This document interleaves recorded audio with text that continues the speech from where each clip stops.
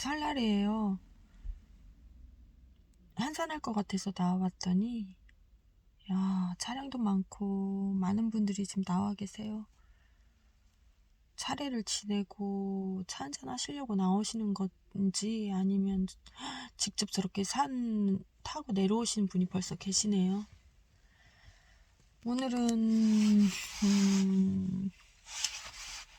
특별한 이야기거리는 아니고 그냥 제가 주저리 이야기를 하고 싶어서 카메라를 켰습니다. 여러분들 혹시 남편 직장에 가보신 적 있으십니까? 저는 가봤거든요. 근데 짠하더라고요. 그래서 왜 그러지? 왜 이런 마음이 들지? 그랬는데 생각해보니까 머리털이 어느덧 흰털로 바뀌면서 더 안쓰러운 부분이 있었고, 그리고 그 뒷모습 중앙 계단으로 못 올라가고 양쪽에 있는 좌우에 있는 나지막한 경사로 따라서 다리를 살짝 절면서 올라가는 모습을 보니까 짠해요. 수술을 했는데도 이제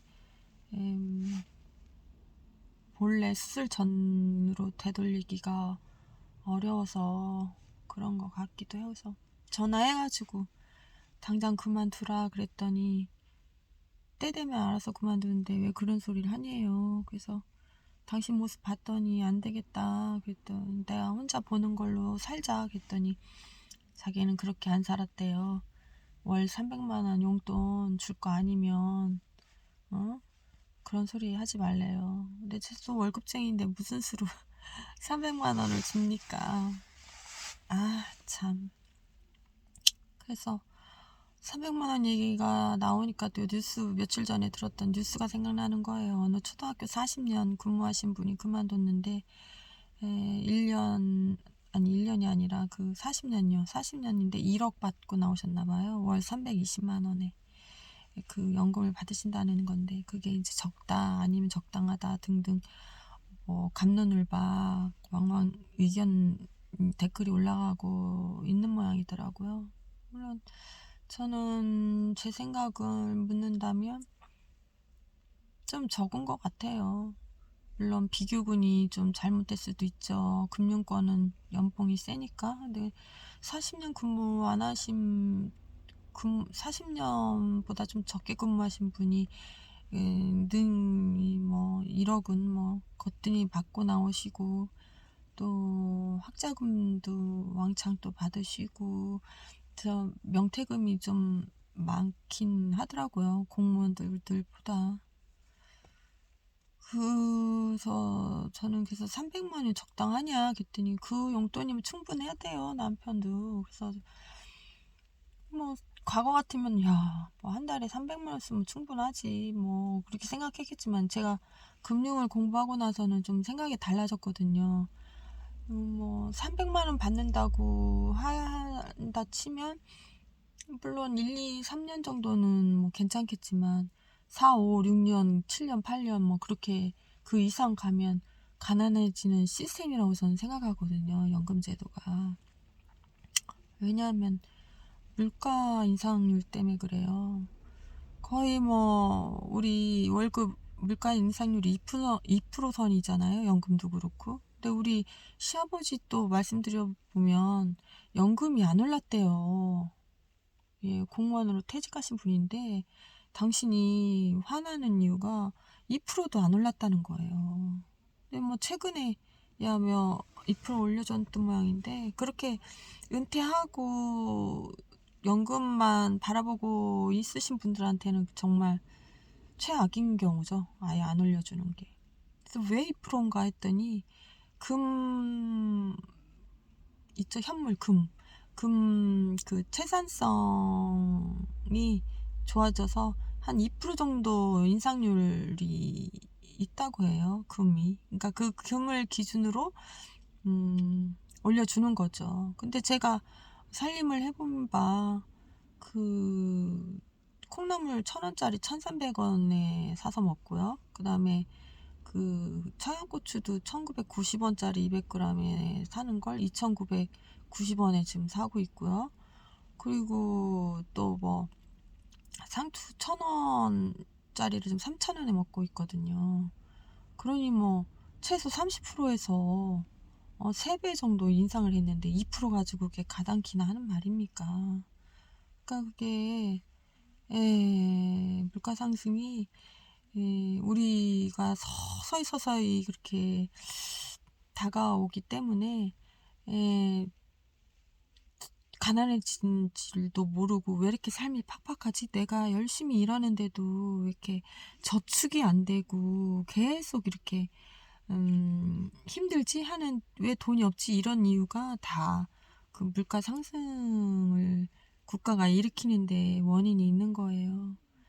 저도 가끔 궁금해요. 젊은이들이, 우리 70, 80 아버지 세대들은, 우리 아버지만 보더라도 집 사셨을 때 당시에 1억은 안 받으셨거든요. 근데 제 세대인 4050은 저는 1억을 받았거든요. 받아서 40대에 집을 샀어요. 근데 지금 2030들은 1억 받아서는 집을 또 못 사는 거죠. 그래서 뉴스 보면 왜 그 영끌족이라고 해서 영끌에서 집 산다고 또 부정적으로 기사를 쓰는 그 기자분들 계시는데, 저는 당연하고 현명하다고 생각해요. 그들이 본능적인 거예요. 오늘이 가장 싸거든요. 오늘이 가장 싸서 영끌해서 집을 사는 게 이득인 거예요. 그들한테도. 앞으로는 더 할 텐데.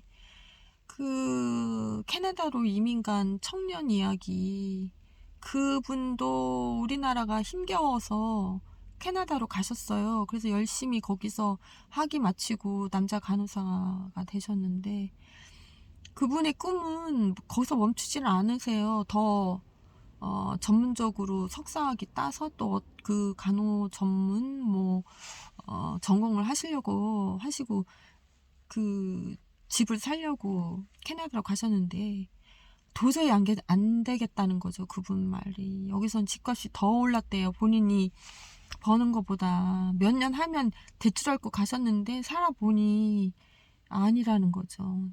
너무 힘들대요. 더. 그래서 미국으로 가신다고 하시더라고요. 그러니까 전 세계적인 현상이에요. 국가는 그런 수법을 써서 정치를 하는데 우리가 빨리 깨달아야 돼요. 이 인플레이션에 대해서. 그래서 오늘이 가장 싸니까 영끌도 하는 거예요. 그들이. 그래서 젊은 세대가 더 안쓰럽습니다. 우리 세대보다. 참. 그래서 남편은 비트코인이 안 올라가지고 저렇게 자유롭게 사표를 못 쓴다고 하니 억지로 저렇게 나가는 모습이 간혹 제가 알고 있거든요. 억지로 나가는 거. 그래서 오늘 내가 맛있는 거 사주려고요. 기운 내라고 맨날 나한테 맛있는 거를 사줬는데 내가 오늘은 맛있는 거 사서 먹으면서 좀 위로를 좀 해주려고 합니다.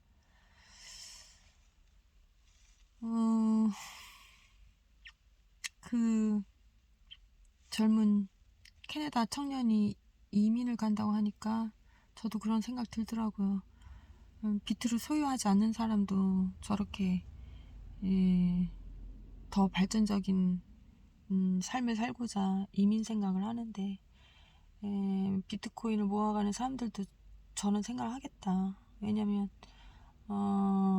친 비트코인 국가, 그 다음에 비트코인을 허용하는 국가, 그리고 비트코인을 담보로 해서 대출을 해주는 국가가 생기면 미련 없이 그 국가로 갈 수 있구나를 또 상상해보는 시간을 갖게 됐어요.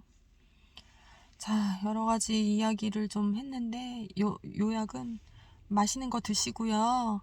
힘내세요. 오늘도 행복한 하루 보내시고요. 자, 이만 마치겠습니다.